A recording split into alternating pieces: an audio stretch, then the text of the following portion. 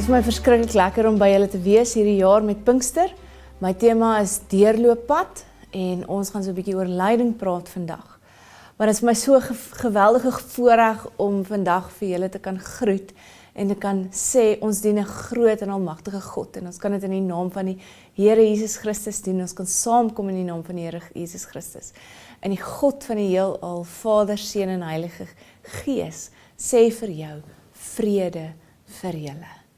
So mag jy ook hierdie vrede ervaar vandag waar ons uit hierdie teks gaan lees. So ons teksgedeelte is spesifiek vers 10 en 11 en 12 uit Matteus 5 uit. Maar gaan vir ons die inleiding saam met ons lees. So kom ons lees saam die teks vandag. Toe Jesus die menigte mense sien, het hy teen die berg opgegaan. Nadat hy gaan sit het, het sy disippels na hom toe gekom en hy het hulle geleer en gesê. En dan leer hy hulle van 'n klomp goeders en dan vers 10, geseënd is die wat vervolg word, omdat hulle doen wat reg is, want aan hulle behoort die koninkryk van die hemel. Geseënd is julle, wanneer die mense julle ter wille van my beledig en vervolg en valslik al wat sleg is van julle sê.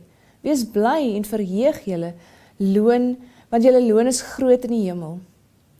Hulle het immers die profete voor julle net so vervolg. Nou, ek weet nie van jou nie, maar ek spring nie op en af van vreugde wanneer ek lyding ervaar nie. Ek wil my reaksie is eerder om in 'n hoekie te gaan sit en myself verskriklik jammer te kry, kwaad te wees, hartseer, moedeloos, heeltemal oorweldig is eerder 'n reaksie wat ek sou hê wanneer ek lyding ervaar. So die vraag is, hoe kry mense dit dan reg as Jesus vir ons die opdrag gee en sê wees bly oor lyding? Want dit gebeur wel, mense is dankbaar oor lyding. Ons lees hoeveel verhale van mense wat in die vervolgde kerk vervolg word, deur verskriklike lyding gaan, mense wat bereid is om hulle lewe te verloor ter wille van Christus. Om deur verskriklike lyding te gaan, om seer te kry, hulle familie seer te kry. Hoekom kies mense vir Jesus? Hoekom kies mense om eerder lyding te ervaar, eerder as om vir Jesus te verloon?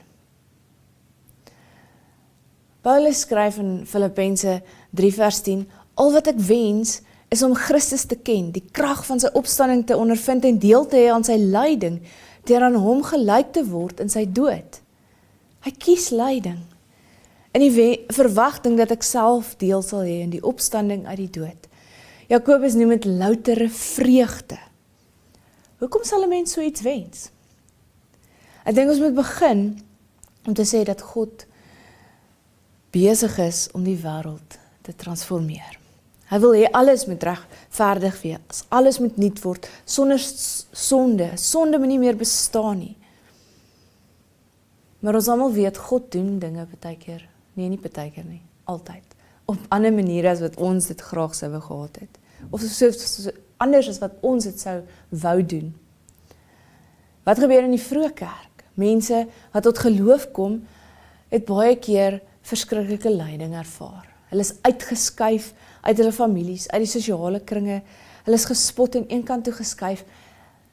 En mense het hulle baie mooi laat verstaan dat dit hulle keuse 'n groot bron van skaamte eintlik is. Hoe kan jy so iets doen? Hoe kan jy dit kies? Dit maak nie sin nie. En Jesus kom dan en hy kom vertel vir hierdie uitgeskuifde mense, hier is 'n plek waar jy kan tuiskom. Jesus kom en hy skep 'n gemeenskap van gelowiges, waar jy hom kan aanbid. Jesus kom sê, jou lyding is nie verniet nie. Jou seer is nie verniet nie. En jy hoef nie skaam te wees oor jou lyding nie. Jy hoef nie skaam te wees oor jou keuse vir my nie. Dit is eerder eerbaar. Dit is amper 'n brand. Kyk my letsels, kyk hoe baie het ek al gelei. Kyk hoe baie is ek al deur. En deur dit alles het ek vasgestaan in my geloof. Ek het nie gewankel nie. Ek het nie nee gesê vir Jesus nie. Ek was gehoorsaam tot aan die einde. Kyk my letsels. So hoekom doen mense dit? Hoekom is mense bereid om van vreugde op en af te spring oor lyding, dankbaar te wees oor lyding, te wens dat lyding oor my pad moet kom? En ek dink, dis omdat Jesus sin maak vir daardie mense. As gelowiges, maak Jesus sin. Jou lewe verander as jy vir Jesus begin leef en hom ontmoet. Jy besef, dis die enigste manier hoe die wêreld regtig kan werk. Jesus se manier van lewe maak regtig vry. Al die ander goed onderdruk, al die ander maniere maak slawe van mense. Op 'n manier word mense tot nagekom op al die ander maniere. Die enigste manier, die ware lewe, is deur Jesus Christus. En om gehoorsaam te wees aan hom. As 'n mens Jesus se ware liefde eers ervaar het, kan jy nie dieselfde na die wêreld kyk nie.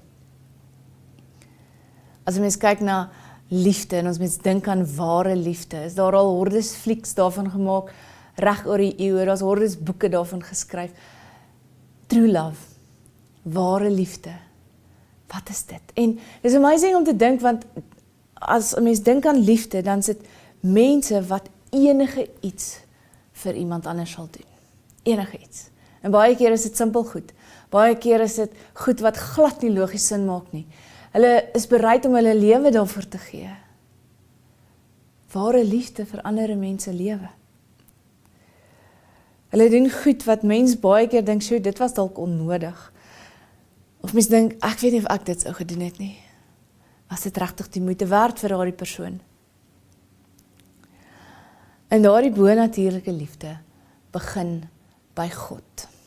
God het ons eerste lief gehad. Hy was bereid om sy seun te stuur, om sy seun te laat sterf aan 'n kruis vir liefde vir ons. En mens moet onthou, ook op die ou end, is hierdie lyding wat ons ervaar ook gemik op God. Nee? Satan wil by God uitkom, hy wil vir God seermaak. En hy kan nie by God uitkom nie, en dan is ons deel van dit. Dan maak hy maar eerder sy geliefde seer, want ons almal weet hoe reageer ons as mense ons kinders seermaak. Dan is dit soos in Johannes 1 Johannes 4 staan, liefde verdryf alle vrees. Jy is nie meer bang nie. Dit maak nie saak wat met jou gebeur nie, liefde dryf jou. Maak nie saak wat ander mense aan jou doen nie, liefde dryf jou. Om so oortuig te wees van die liefde wat God vir jou het en wat jy vir God het, dat jy daaraan sal vashou tot in alle ewigheid. Al wat jy sien is Jesus se liefde vir jou. Die res van die wêreld kan maar platval, ek is op pad na Jesus toe. Ek is deel van Jesus.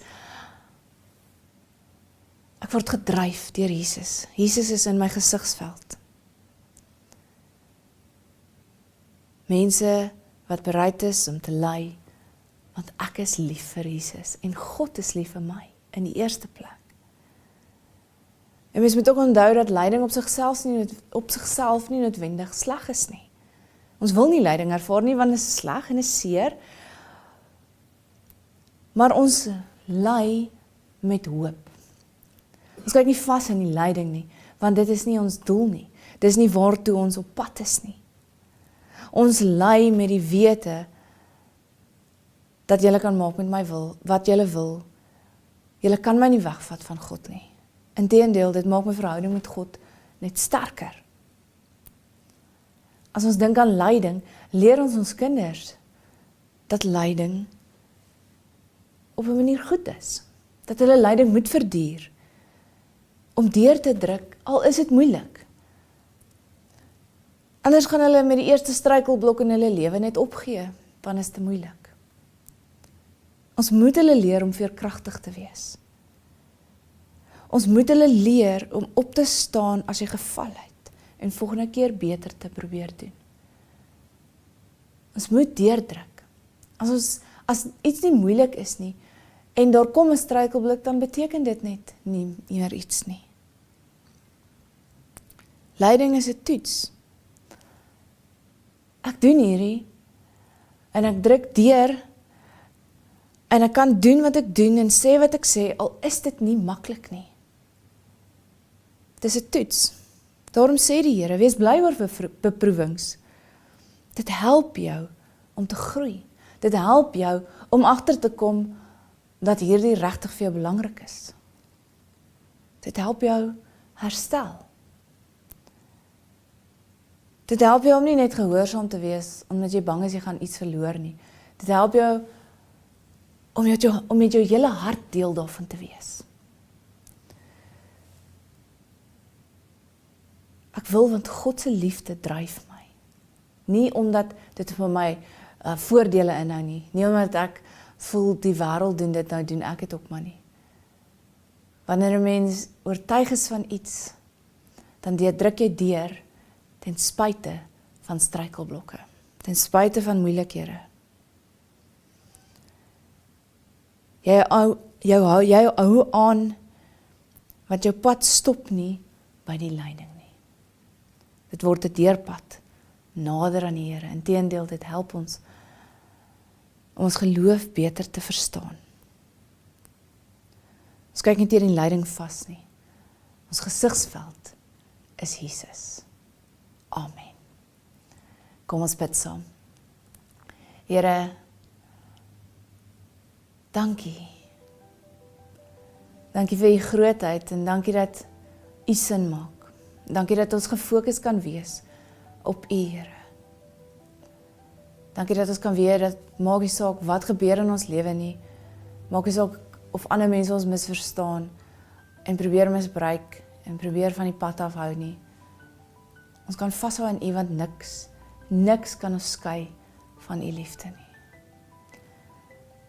Niks op hierdie aarde is te groot vir u nie. En u help ons om vas te hou aan u met ons alles. Want u is die moeite werd. En die liefde wat u vir ons het en die liefde wat ons ervaar, die liefde wat ons vir u het, dryf ons. Dit dryf ons om deur te druk, dit dryf ons om vas te hou. Dit dryf ons om gehoorsaam te wees, want u weet die beste vir ons. En ons weet, ons kan u vertrou. Dankie Here vir u grootheid. Dankie dat u ons lewe kom verander het. Help ons om sterk te staan, ten spyte van lyding. Amen.